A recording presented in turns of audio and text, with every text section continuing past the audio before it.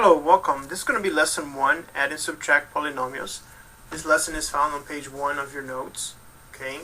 Basically, we begin with just a few definitions of polynomials. Polynomials is anything that has numbers and letters together. Okay. If you only have one term, that means this is called a monomial. Okay. If you have two terms, it's going to be a binomial. Three terms, trinomial. And if you have 4 or more terms, then you just call them polynomials. I mean, every one of these are polynomials. It's just that if you have 3 terms, it has a special name, trinomial.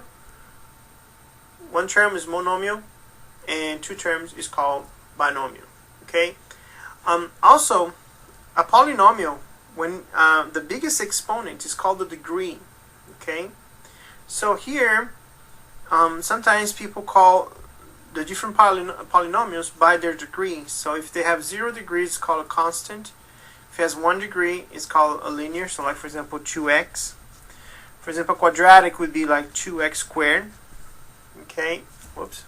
Sorry, I'm writing and you cannot see. So let me move it over. So, for example, if I have number 2, which is the same as 2x to the 0 power, so then that's called a constant. Okay.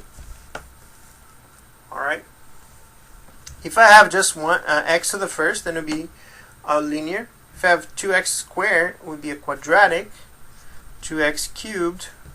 Okay. And you could have like 2x plus 3. Okay. This would be a cubic.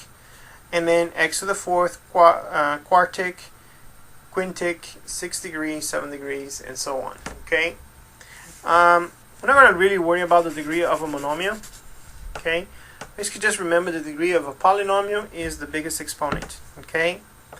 Alright. Now, standard form. Let's talk about standard form. This is a polynomial. It's not written in standard form.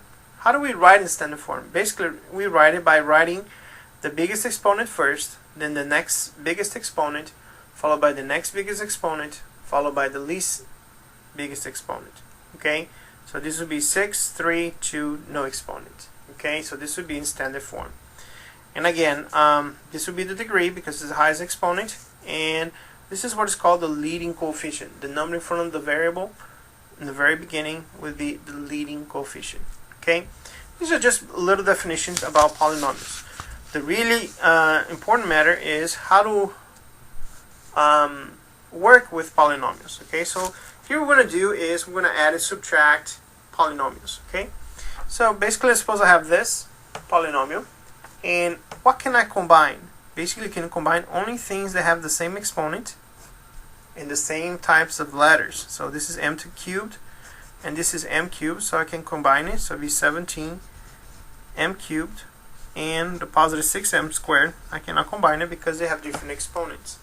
So this is my simplest form for this polynomial. Okay, and that's basically what we're doing. We're combining terms.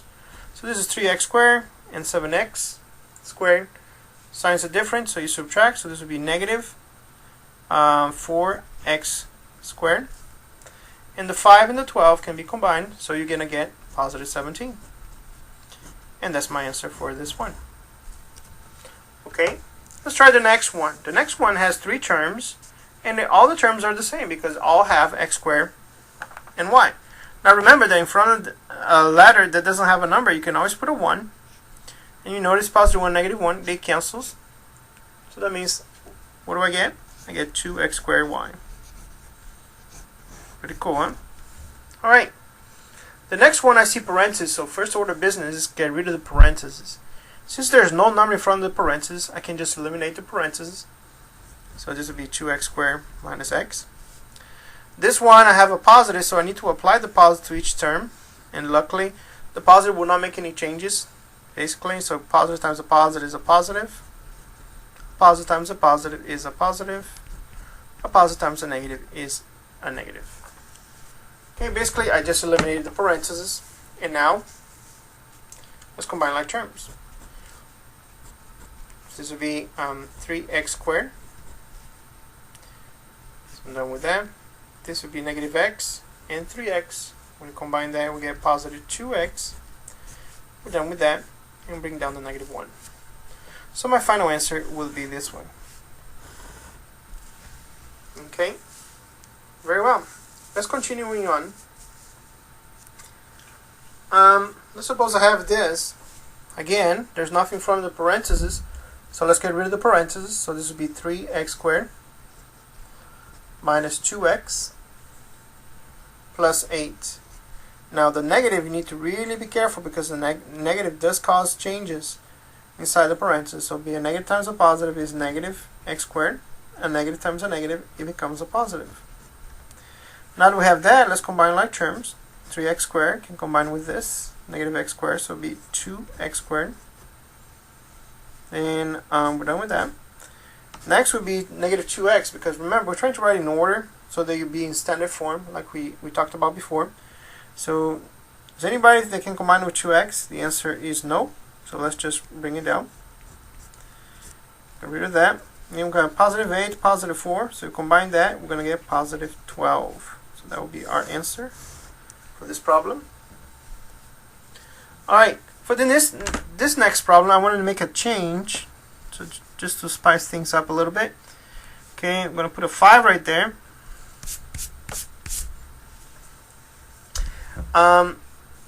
And let's get rid of the parentheses. So this will be 2x squared negative 3x to the 5th plus 1. So no real change because there's nothing from the parentheses. Now I'm going to apply the negative. Negative times a positive is negative. A negative times a positive becomes a negative x to the 5th. A negative times a positive becomes a negative. Okay. Now remember, we always want to try to write in standard form, meaning the biggest exponent first. So if that's the case, which exponent should I start with? I should start with x to the 5th. And can I combine anything with that? You bet. I can combine the negative x to the 5th. So when I combine that, I'll get negative 4x to the 5th. And we'll be done with that.